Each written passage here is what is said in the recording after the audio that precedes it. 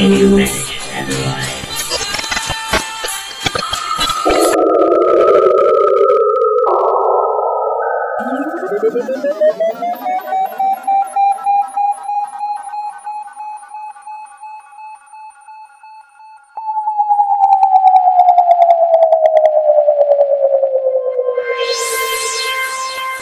You are attempting to access classified data.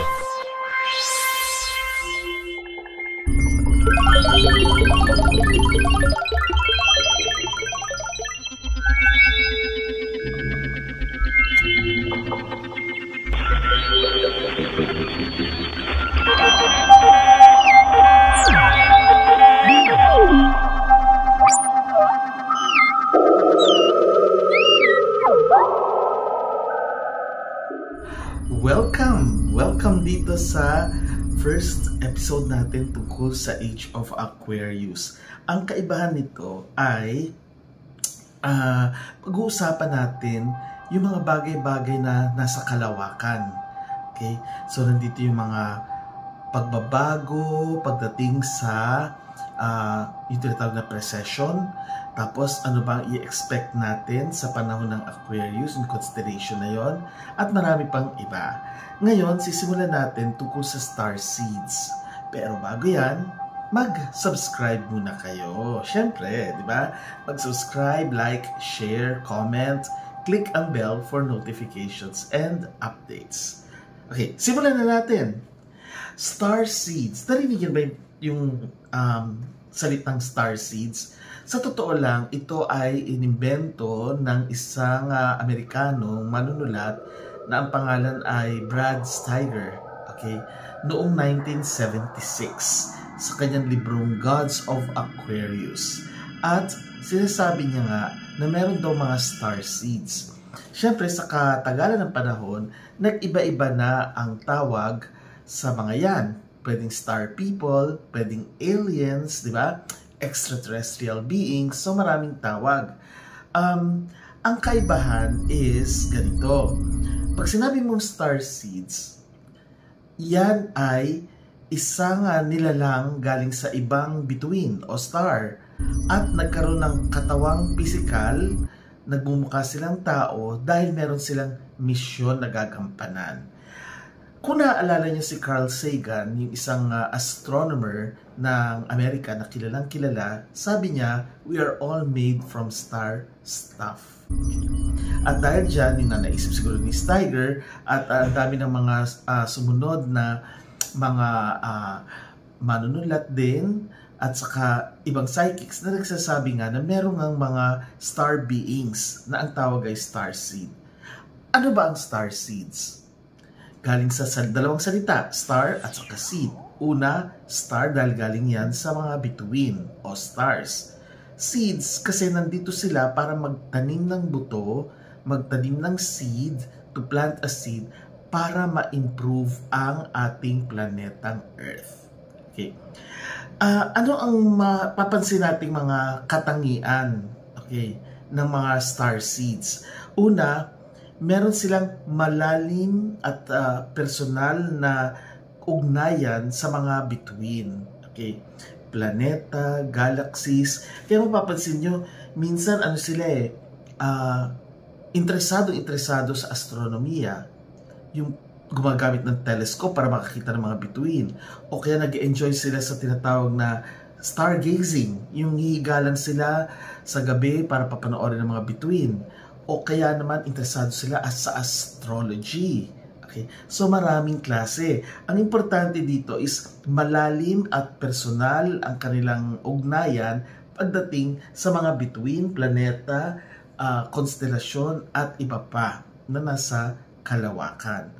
Pangalawa, marami na silang buhay, past lives sa iba't ibang galaxies. Okay? Bago pa lamang nila pinili na pumunta dito sa planetang Earth. Okay? At ang kaibahan kasi dito sa atin, three-dimensional tayo. Alam niyo naman, height, length, width.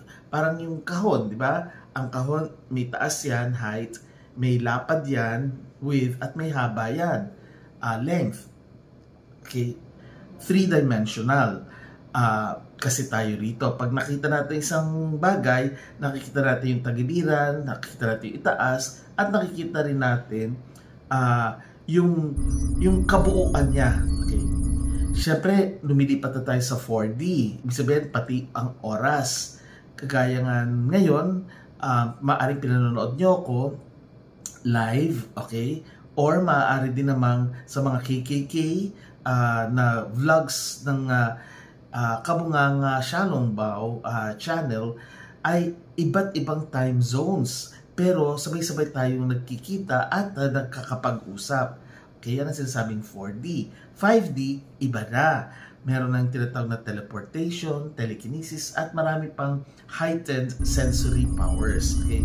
So, kahit na 3D tayo sa ngayon, sa kasalukuyan or 4D, itong mga star seeds na nanggaling sa higher dimensions ay nagpupunta pa rin dito at nag-a-adjust sila. Okay? Meron din silang mga iba pang katangian kagaya ng very strong or napakalakas ng kanilang intuition.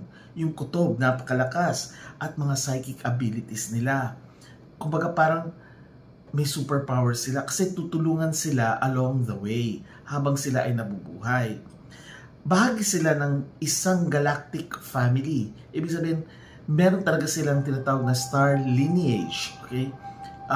Kumbaga tayo, earthlings. So, ang star lineage natin ay mga earthlings. Okay, pag tayo ay napunta halimbawa sa isang planeta, example lang naman, Pluto, tapos sabihin, ayan yung mga earthlings. Ganon din sila, may star lineage din sila o may angkang pinanggalingan. At ang isa pa, dumarating sila sa planeta natin sa punto o kaya sa sandaling kailangan na ng planeta natin sila. Okay? Para tulungan ng mga tao maging better versions of themselves para mas lalong maging mabuting tao ang mga nakatira na aabutan nila. Marami ng mga star seeds marami na silang dumating at maraming nananatili dito. Hindi nga natin mapapansin na sila pala ay mga star seeds. Wala kasi silang masamang intensyon. Nandito sila para tumulong. Sila ay pinapanganak dito at talagang tao, hitsurang tao, nakakaranas din sila ng mga emosyon o damdamin ng pangkaraniwang tao. Ang mga karanasan nila ay walang pinagkaiba sa iba. Lalaki sila, pwedeng magkasakit, hanggang sa mamamatay sila. Ngayon, nabanggit na natin ibang mga katangian, dagdagan pa natin. Nakakapag-dalamhati, nakikiisa sa pakiramdam ng ibang tao. Yung mga tinatawag na empaths. Kumbaga sila ang pumapasok sa katayuan ng ibang tao. Nararamdaman nila yan. At nakaka-relate sila palagi sa pinagdaraanan ng ibang tao at maging sa mga hayop at mga halaman. Kakaiba kasi mga personalidad nila eh. Kumbaga parang, kakaiba to, gano'n. Hindi ibig sabihin ng mga woke yan, ano? Alisin natin ang konsepto kasi woke na yan, mga kaetyosan lang yan. Ang sinasabi natin dito is, halimbawa, may isang tao na pag nakita natin, kakaiba siyang kumilos, okay? Pero normal naman siya. Hindi siya umi-etchos na dapat tratuhin siya ng ganito, kagaya ng mga woke. Ibig sabihin, merong katangian siyang naiiba sa lahat. Tapos, ayaw ng mga star seeds ng mga rules or regulations, mga alituntunin, ayaw nila yan. Meron nga, mapipilitan silang sumunod. Kaya lang, alam nyo, dahil nga nahihirapan sila, dahil galing sila sa higher dimensions, yung iba sa kanila mas mabilis magkasakit, o kaya ay nagiging sila, rebelde. Okay? Pero dapat malagpasan nila yan, matutunan nila. Kasi alam nyo, pag sila ay pinanganak dito, hindi nila maaalala na sila ay galing sa ibang stars. Wala silang kamalay-malay. Maaaring naglalakad sila sa isang lugar, tapos di ba alam niyo minsan may mga TV na nakadisplay, di ba? Tapos ang pinapalabas tungkol sa ibang planeta. So parang nakakurious sila, naantig ang kanilang damdamin, na-attract sila, naiengganyo. O kaya minsan pumunta sa bookstore, pagtingin, napapadaan sa isang section ng science fiction, tapos wow, interesadong basahin. O kaya pagbukas ng dyaryo o kaya magazine, biglang may makikita tungkol sa ibang mga planeta, yung mga travels. ma-attract. Okay? So yan ang mga katangian nila. Tapos, ang isa pa, masyado silang passionate. Okay? Yung damdamin nila talagang buhos ang kanilang kalooban sa planeta natin, sa kapaligiran, kung paano sinasalaula, kung paano dapat isalba, pati ang mga hayop at halaman. So yan ang kanilang nararamdaman. At saka alam nyo, mapayapa sila mga tao. Ayaw nila ng gulo. Umiiwas sila sa gulo. Ayaw nila. Hindi nila maatim yan. Kasi nga peaceful sila.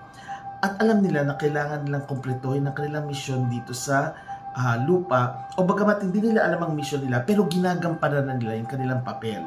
Kunwari, hindi nila alam na starseed sila, pero bahagi sila ng conservation o kaya tumutulong sila sa pagtatanim ng mga halaman. Hindi nila alam na starseed sila, pero gusto nila. Kasi nga, yun ang mission nila. Alam niyo, parang reincarnation din yan Pag sila ay pinapanganak tayo, pag pinapanganak, wala tayong ka-idea kung ano ang pinanggalingan natin, kung ano tayo dati.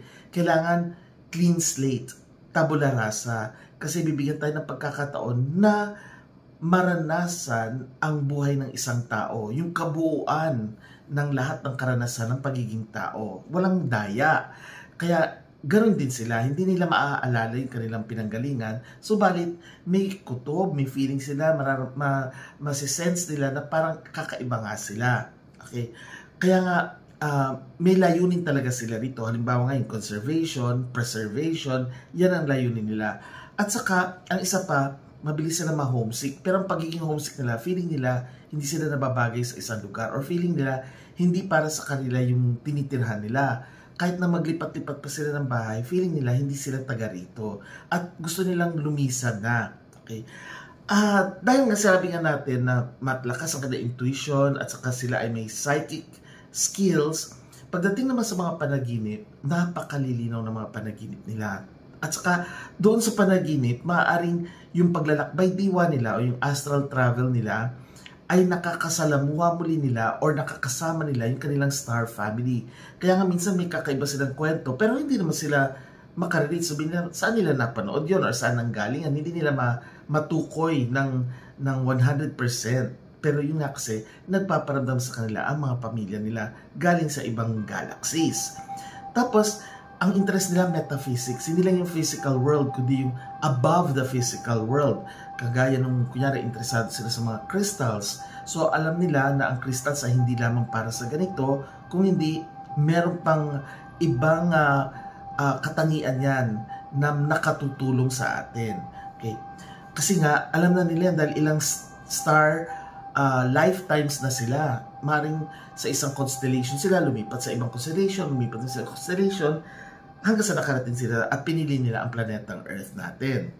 At saka napakamalikhain nila. Very, very creative. At saka very bold sila magpahayag. Hindi dahil sa yung may sira ang ulo kagaya ng mga wokes. Hindi ganon. Ibig ko lang sabihin is kapag meron silang gusto, hindi nila sinasalungat kung ano yung tama.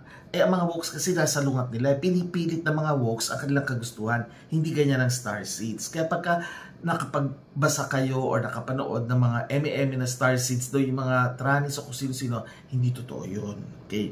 Ngayon, saan ba sila nanggaling? Iba't ibang galaxies, iba't ibang universe. Hindi natin masasabi with 100% kung saan. Paano natin nalalaman to? Kasi nga, nagkaroon na ng mga psychic seances, channeling, o kaya mismong binisita sila at yung nga isinulat nila. Kaya lang syempre, yung mga binibisita, hindi tayo 100% sure dyan. Kaya lang, ang kakaiba is may common denominator sa kanila. Maski hindi sila nagbabasa ng mga isinulat ng bawat isa, may common, may karaniwan sa kanila. Okay? Pero generally, mayroong walong star seed lineages o yung tinatawag nating star lineages. Okay? Una, yung mga Pleiadians. Okay? Ang mga Pleiadians, galing sila sa star cluster ng Pleiades. Okay? Pleiades. Hindi ko alam ang pronunciation. Ito ay nasa constellation ng Taurus. Sila ay ang mga manggagamot o nagpapagaling. Okay? So yan ang mga Pleiadians. Okay? O kaya galing sa Pleiades. Okay? Pangalawa, yung mga Sirians, galing naman yan sa Sirius. Naalala niyo sa Harry Potter, di ba merong Sirius na S-I-R-I-U-S. Aso ba yun? Oo. Ito kasi ang pinakamaliwanag na bituin sa kalangitan. At maski ngayon, mapapansin niyo, yung pinakamaliwanag na bituin niya ng Sirius. Nasa ibang constellation din to. At sila ay nandito, tumutulong na sa planeta natin, panahon pa ng Ehipto. Okay. Kasi may mga drawing at saka may mga nadidiscover mga bungo na kakaiba. Halimbawa, elongated yung mga bungo nila, di ba? Na hindi naman pinapaliwanag, hindi na dinidiscuss ngayon, nakikita lang sa museo. Pero magtataka ka, paano nagkaroon ng mahabang bungo? Okay? Oblong. Iba naman ang bungo natin. Iba rin ang bungo ng mga, let's say, mga chimpanzees, okay, mga unggoy, di ba? Sila kasi flat yung ganito nila. Okay? Samantalang ang tao, medyo nagka-curve na. Lalo naman yung mga ibang mga star seeds, oblong na sila. Okay? Pangatlo, may mga tinatawag tayo na Orions. Sila naman ay galing sa Orion's Belt. Kung kayo ay nanood ng Men in Black, di ba mayroong Orion's Belt na nasa pendant ng pusa, di ba? So Orion's Belt, sila naman ay nandito para tulungan tayo sa ating karma. Kasi nga naniniwala naman rin naman sila sa karma. In fact, ang Vatican nga, nung tinatanong, kasi may sariling telescope ang Vatican, tinatanong sila, ang sinasabi nila, they will welcome sentient beings. Ibig sabihin, hindi nila sinasarado ang posibilidad na may iba ring mga nilalang sa ibang mga planeta or constellation na hindi pa natin alam sa ngayon. Okay? Next, yung mga tinatawag na Andromedans. Sila ay galing naman sa constellation na Andromeda at ito mga free spirits. Okay? Free spirited sila. Medyo, sila yung mga TNT. o iba-iba, mga nomads, iba-iba ng tirahan. Yan, mga Andromedans yan. Pansin niyo yung mga itsura nila, di ba? Iba-iba, no? Okay. Hindi, of course, yung pinapakita natin ay yung mga artistic depiction. Pero yan ay hango sa mga karanasan ng mga taong nakipag-usap na o kaya nakakita na. Okay. Ano pa yung susunod? Lima. Okay. Yun yung tinatawag naman natin, mga Lyrans. Okay. Pinanganak sila sa konstelasyon ng Lyra. Okay. Sila naman ang mga parang mga namumuno. Okay? Sila yung gumaganap na pinuno. Okay? Noong unang panahon pa. Kasi magtataka ka, di ba? Sasabihin, ang sibilisasyon nagsimula lang ng ganito. And yet, may mga fossils. And yet, may mga nadidiscovering mga artifacts, mga weapons na imposibleng recently lang yan. Umaabot niya ng mga hundreds of thousands of years ago. Okay? So parang hindi lang pala 1000 BC before Christian era o kaya 5000 BC, kundi 100,000 years ago. Kaya magtataka kayo, parang imposible na mga taong unggoy o itsurang unggoy ang nag-construct, yung mga kuanik-anik sa Egypt. Okay? So yun ang isa pa. Okay? Ano pa next? Pang-anim. Okay. Yan naman yung mga Arcturians. Okay. Galing sila sa Arcturus, dun sa tinatawag na Butes, ewan ko kung tama yung pronunciation ko, or Bute constellation. Sila yung napakatatalino lalo na sa math. Okay. Yan yung mga Butes. Okay. At meron pa, kasi 6 na yan, di ba? Meron pa yung tinatawag na mga Vegans, okay? Ang mga Vegans, maaaring sila yung mga tinutukoy sa mga alamat, mga legends, mga kwento ng India, okay? Kasi hindi naman lahat sila ay dataka ka bakit iba yung itsura, di ba? So, maaaring epekto to ng mga nakatira sa Vega. Okay. At meron pa yung pangwalo, yung tinatawag naman nating Anunnaki. Starseeds din yan, okay? Sila naman, yung mga hitsura naman nila ay parang yung mga taga-Africa. Okay? Kasi nga, di ba, ikinuwento na natin sa vlogs natin, both sa lumang channel na Nix Adams at sa bagong channel na Kabunganga Shalong Bao, ay sinasabi natin nag-eksperimento nga. We were a product of genetic engineering. Yung mga apes, kasi nasa punto na nag-evolve na, yung mga one-celled organisms ay naging unggoy. Naisipan mga una ang ginamit kasi ng mga Anunnaki, according to Zecharia Sitchin, ang mga unang laborers, workers, ay sila rin mga Anunnakis. Kaya lang naisipan nila na wait, gamitin na lang natin yung mga unggoy. Kaya lang hindi naman sila sumusunod kasi ang mental capacity nila or facility nila ay hindi ganun kataas. So ang ginawa nila, lagyan natin ng DNA natin. Nilagyan nila, kaya nga biglang nagkaroon ng lundag. May tinatawag na missing link pero hanggang ngayon hindi pa din alam sa evolution ano ba yung missing link, kasi nga lumundag, nag-eksperimento, kaya nagkaroon nga ng biglang nagkaroon ng Homo sapiens or related to sa mga modern man. Okay, ito yung mga Anunnaki, sila yung mga nasa Sumeria, nagtanim ng mga sibilisasyon doon. So ilan na yun? 8 at marami pang iba. So, dito muna tayo mag-focus sa mga ito. Pero sa mga susunod na vlogs,